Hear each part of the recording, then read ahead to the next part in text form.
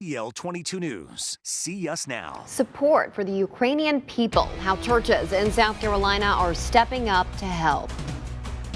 A 4-year-old Georgia boy is dead after he accidentally shot himself in a grocery store parking lot, where investigators say he found that gun. An on-time start to the Major League Baseball season is in serious jeopardy. A closer look at the down-to-the-wire negotiations. But first, a check of your forecast with Chief Meteorologist Jeremy Nelson. Jeremy, cooler temperatures are here, but we could see a warm-up soon. And that warm-up may get going as early as tomorrow, with highs rebounding close to 70 degrees. In our 10-day forecast, we'll get to that a little bit later. There are some highs in the 80s. Let's take a look outside our weather window from the Harbortown Lighthouse camera. A little breeze down there on the pier area. Don't see too many people walking around, probably due to the much cooler temperatures that have settled across the area today. Had some rain out there earlier. A lot of that is pushed way down to our south. Most of the low country and southeast Georgia will remain dry as we go through this evening. The temperatures right now warmest inland, where there was much more sunshine today. Mid-60s, Vidalia, Metters, 63 in Hampton. Then it's cooler at the coastline all the way down through far southeast Georgia. 58 in Jessup, upper 50s right now in Darien. As we go through this evening and tonight's forecast, those numbers will drop quickly through the 50s and then down into the 40s. We'll step out the door to probably middle 40s early tomorrow morning. Definitely bring the sunglasses with for tomorrow. We have that work week warm up. Some 80s will be moving in this week, and warmer weather ahead for the weekend. I'll show you that, but if you want to jumpstart on our certified most accurate forecast, the numbers are ready right now in the free WJCL 22 News app. The download is free. South Carolina churches are organizing ways to support Ukrainians. One of the pastors at New Life Ukrainian Church in Spartanburg says a majority of the people who attend this church know someone who is in Ukraine right now and in danger.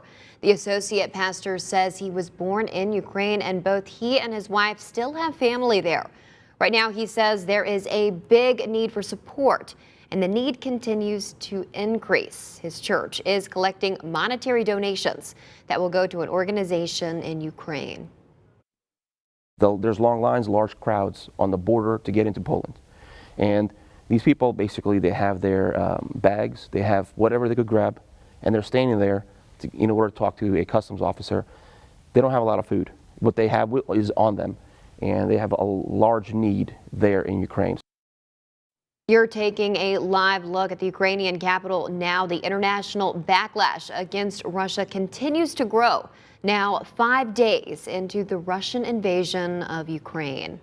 Lawmakers from the two countries are meeting and looking for a ceasefire. Our Jared Hill joins us live from our Washington bureau with the latest on the situation. Jared. Yeah, Riley, as we've seen, no ceasefire yet. After that first meeting between Ukrainian and Russian officials wrapped this afternoon, the White House also not really confident those talks are going to have much of an impact. By the thousands, Ukrainians fleeing the fighting in their home country as the Russian government closes in on the capital. They continue to want to move on Kyiv, to capture Kyiv, to take Kyiv. The invasion spurring the first emergency meeting of the UN General Assembly in decades. Soldiers need to move back to their barracks, and leaders need to move to peace. As urban warfare ravaged Ukrainian cities, leaders from the two nations met in neighboring Belarus. No deal yet on a ceasefire. What will bring peace to Ukraine, we clearly said, and that is demilitarization and denazification. You would be right to color us skeptical of what it is that Moscow intends. Meanwhile, as official sanctions pile up, even from typically neutral Switzerland, the Russian ruble plummeted. In a cultural blow, FIFA indefinitely banned Russia from international soccer just ahead of the World Cup. These actions, this rhetoric is unacceptable, and the world is building a wall against it.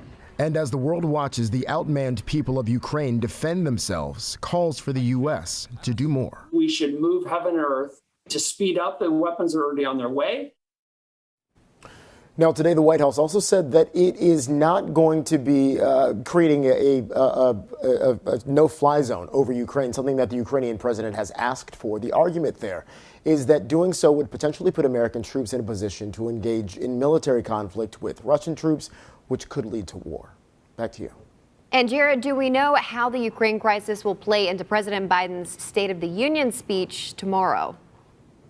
Yeah, so this is something that the White House has been kind of previewing a little bit today. The press secretary said President Biden is expected to talk about how the U.S. and his administration have rallied the world around Ukraine and helped to implement some of those sanctions against Russia as well. Also talked about the efforts to mitigate the impacts of this Ukrainian invasion on Americans, in particular when it comes to things like energy prices. So a number of things that we're expecting to see in that speech tomorrow night. Back to you. All right, our Jared Hill live in Washington. Jared, thanks so much. Atlanta-based UPS and FedEx have halted delivery service to both Russia and Ukraine. It's unclear if the companies are still using Russian airspace as part of their general operations. Neither responded to ABC News' request for comment. Tomorrow, President Joe Biden will deliver his first State of the Union address to Congress. Historically, the speech offers presidents a chance to highlight their priorities and agenda, but much of that is taking a back seat right now as the Russia invasion of Ukraine advances. Preps ahead of the speech are intensified. U.S. Capitol Police have put up a fence around the Capitol grounds. Coverage starts tomorrow night right here on WJCL at 8 o'clock. The address begins at 9 with the Republican response to follow. Well, a 4-year-old boy is dead after he accidentally shot himself in a grocery store parking lot. It happened last night in DeKalb County, Georgia. Police say Mayel Hernandez found a gun inside a car. No one else was injured, and no one has been charged. Well, an on-time start to the Major League Baseball season is in serious jeopardy. MLB owners and members of the Players Association have been trying to reach a new collective bargaining agreement for weeks now. Our sports director, Amy Zimmer, joins us with an update. Amy, how does it look like in the end of this lockout is near?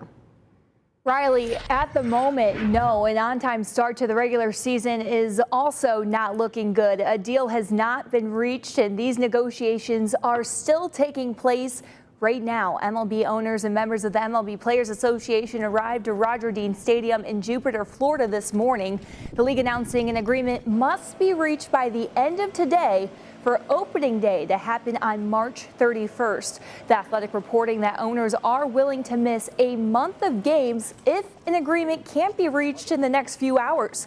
The two sides are still far apart on the core economic issues like arbitration, luxury tax, and minimum salaries. According to multiple reports, all the way into the late evening hours, it may even resume in the morning. Could be a positive sign. Progress is being made as past meetings have only lasted roughly 15 minutes. I'll have more coming up in sports. Riley. All right, looking forward to that, Amy. Thanks so much.